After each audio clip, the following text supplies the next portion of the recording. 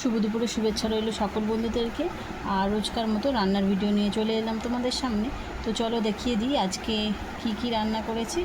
তো এখানে দেখো ভাত করে নিয়েছি, আর করেছি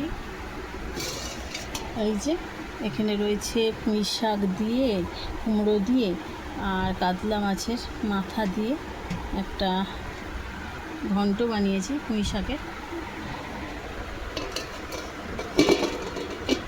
আর এখানে এই যে এখানে রয়েছে চিংড়ি মাছের মালাইকারি, মানে চিংড়ি মাছটা ভাপা এরকম টাইপের করেছি।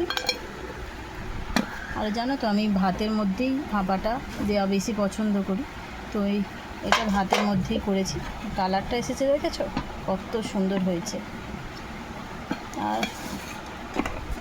আর এই যে এখানে রয়েছে কাতলা কালিয়া, এটা হচ্ছে মেয়েদের জন্য, আমরা চিংড়ি মাছ খাবো, আর ওদের দুজনের জন্য 2 পিস মাছ ঝাল করে দিয়েছি।